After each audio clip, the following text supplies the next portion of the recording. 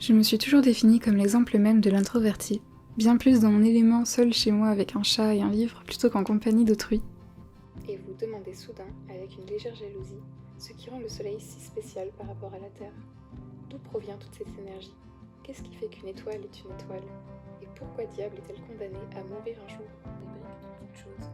Il est vrai que je me suis toujours contentée d'un petit cercle d'amis autour de moi, que je voyais 1 ou 2 fois par semaine et ça me suffisait. En fait, je n'ai jamais eu l'habitude d'être très entourée. J'ai grandi à la campagne, dans le fin fond de la Vendée. Je n'ai ni fratrie, ni grande famille à voir tous les week-ends. Papa. Chez moi, je jouais seule, avec mes parents parfois quand ils le pouvaient.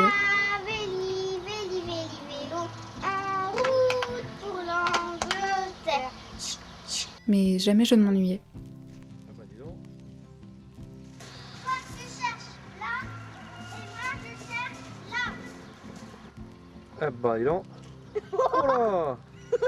Un jour, j'étais scénariste d'une émission télé pour Bratz, le lendemain rédactrice d'un magazine entièrement dédié à mon chat, et le jour d'après championne de la discipline de coloriage sur balançoire. J'ai la mort de dizaines d'arbres sur la conscience avec tous les dessins et bricolages en papier que j'ai pu faire.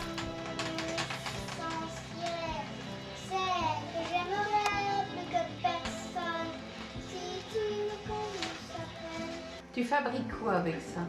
Bah, je peux fabriquer des petits poussins. Car j'adore les poussins en plus. Viser la lune, ça me fait pas peur. Et m'allume sur moi encore et encore les sacrifices. S'il faut, j'en ferai. J'en ai déjà fait sur le point. Vraiment, je ne comprenais pas comment on pouvait s'ennuyer seul quand on pouvait jouer à la déesse, inventer des vies à tous ces pet shops, faire des potions dans le jardin avec les herbes et de la terre, écrire des histoires farfelues et regarder Code Lyoko le soir à la télé. Code Lyoko, c'est un monde virtuel où il y a Xana qui fait des siennes. Et puis, Odd, Aelita, Ulrich et Yumi sont là pour aider Aelita à désactiver la tour. Car si elle est touchée 5 ou 2 fois par un monstre de Xana, elle disparaît à jamais. Jérémy essaye de la matérialiser.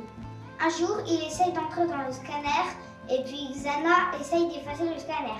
Il est tombé en bourrique. Ouais, Donc Code Lyoko, c'est ton dessin animé préféré de très loin. oui, T'es une fan de Code Lyoko. oui. Et puis je vais peut-être faire partie de la bande. Et puis après, il y a eu toute une faille temporelle où j'ai découvert les Sims aussi. Le temps passait lentement à cette époque. J'adorais cette tranquillité. À l'école, on disait que j'étais une élève discrète et sérieuse. Que ce soit en primaire, au collège, au lycée ou pendant mes 5 années d'études, je me contentais d'être proche d'1 ou 2 personnes que je voyais pendant les cours, et puis je rentrais chez moi.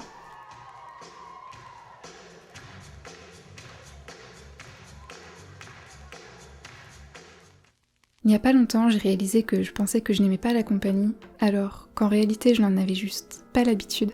C'est compliqué d'être soi-même avec d'autres personnes autour quand on a l'habitude d'être tranquille dans son petit monde. Pour moi, le confinement n'a pas changé grand-chose à mon quotidien. Je l'ai même plutôt bien vécu, je trouvais toujours de quoi m'occuper.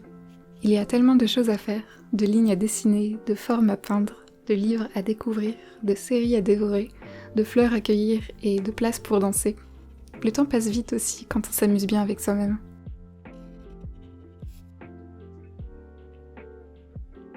Il faut dire aussi que je me suis contentée de peu de liens amicaux pendant 8 ans, car je suis tombée dans un piège commun et assez confortable, c'est vrai, celui d'avoir ses besoins sociaux quotidiens remplis par une personne, par le biais du couple, et de ne pas faire beaucoup d'efforts pour rencontrer tant de personnes dans cette nouvelle ville.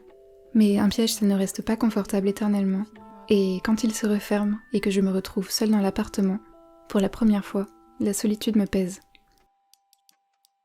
Comment on se fait des amis quand on a 25 ans? Et qu'en plus on a fini ses études, qu'on a déménagé et qu'on travaille de chez soi? Comment se sentir entouré quand nos relations les plus proches sont souvent aussi éphémères? Que notre famille est physiquement ou symboliquement éloignée? Que les amis finissent toujours par déménager?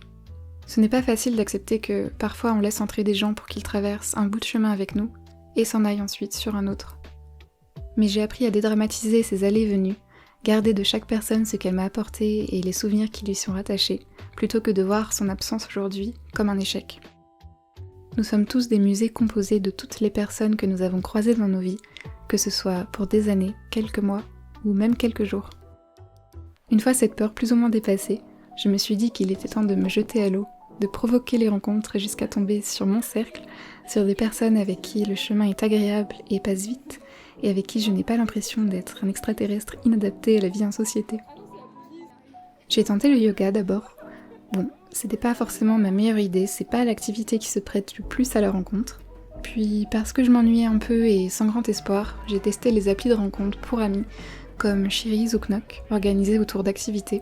Et finalement ça a bien fonctionné, assez vite même.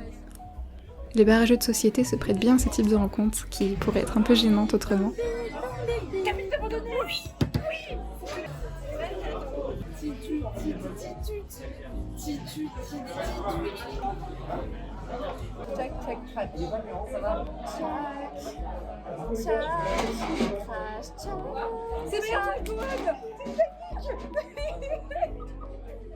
Et puis les nouveaux amis nous présentent leurs amis, le cercle s'agrandit. On se découvre des intérêts communs, parfois insoupçonnés. Je suis heureuse de pouvoir décortiquer les épisodes de Code Lyoko avec mon amie Clémentine, ou de pouvoir chanter tous les albums d'Orelsan dans la voiture avec Julia et Céline, de faire une tier list des extensions des Sims 3 avec Laurie, de discuter solitude autour d'un bon matcha latte avec Colomba, de nous extasier sur le Titanic avec Axel ou Charlie, de faire de longues balades en nature avec Constance, de participer à des tournois Mario Kart avec Fenda et Louison, d'aller en manif et boire du club maté avec Alice, de se rappeler des vieilles vidéos YouTube qu'on regardait il y a longtemps avec Lisa, de jouer sa vie sur Mario Party avec Lucas, de faire plein de jeux avec Ilona, du scrapbooking et de la peinture avec Chloé, d'aller au cinéma avec Marie, et classer les meilleurs Paris-Brest de Lyon avec Justine. Et puis, à force de rencontres qui me donnent le sourire, je me rends compte que les gens ne sont pas si effrayants finalement. En réalité, beaucoup sont ouverts aux discussions et aux nouvelles rencontres eux aussi. Donc non, on n'est pas bizarre de poser une question ou d'aborder quelqu'un qui nous semble sympa. On est loin d'être la seule personne à ressentir de la solitude, surtout dans notre génération. Donc je me lance, de plus en plus souvent, quand le moment s'y prête. Je me souviens avoir discuté pendant un trajet en train de 2 heures des musiques de Mario avec mon voisin de siège, de techniques de peinture avec une membre de mon atelier, de canards et de baleines avec une amie d'amis, de littérature avec quelqu'un qui lisait mon livre préféré dans la salle d'attente chez le médecin, où il y avait une attente interminable. Et je n'en suis pas morte. J'ai même passé de très bons moments et appris des choses. Certaines de ces personnes sont restées, d'autres non.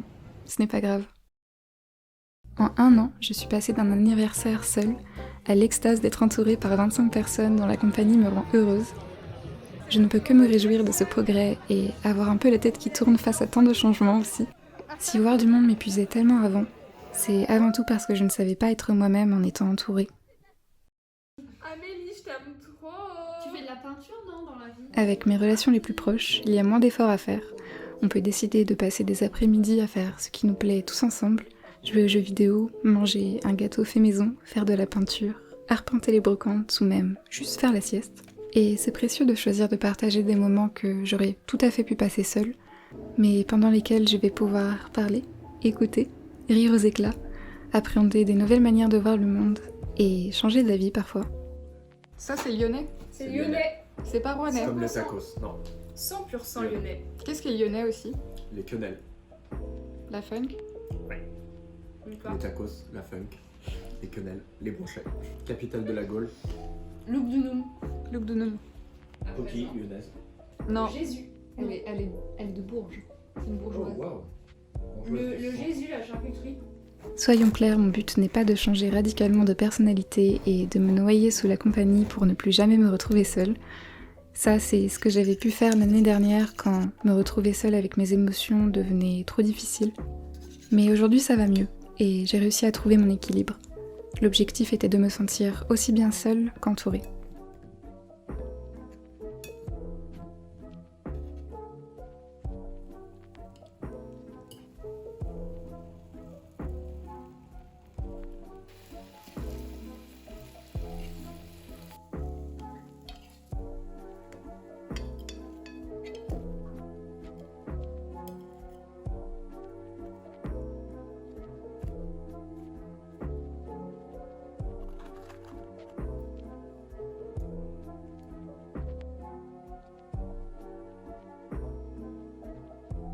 La journée, je travaille chez moi.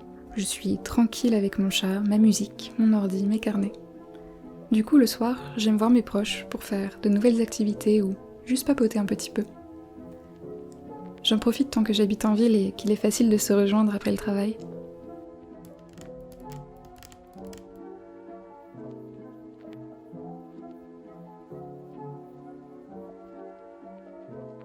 J'essaie de tourner depuis 3 heures, mais il y a des giga travaux dehors, ça faisait hyper longtemps que c'était pas arrivé. Je me disais bien que c'était trop calme.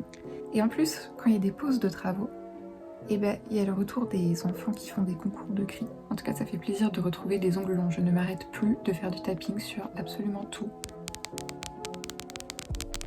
Bon, il y a une pause de travaux, je dois en avoir à peu près pour 5 minutes de tranquillité, je vais essayer d'y retourner. Update faux ongles, seuls les pouces sont tenus. Je suis accro à ces faux ongles. J'ai improvisé un thème de vidéo qui s'appelle Tracy fait du tracing juste pour pouvoir les remettre. Et du coup, voilà ce qui vient de se passer. Mais non, tu sais que t'as pas le droit d'être là. Et en plus, ça me permet de faire un look hyper girly. Bonjour tout le monde, c'est rendez-vous ASMR. Hey, croque pas les fleurs séchées, toi.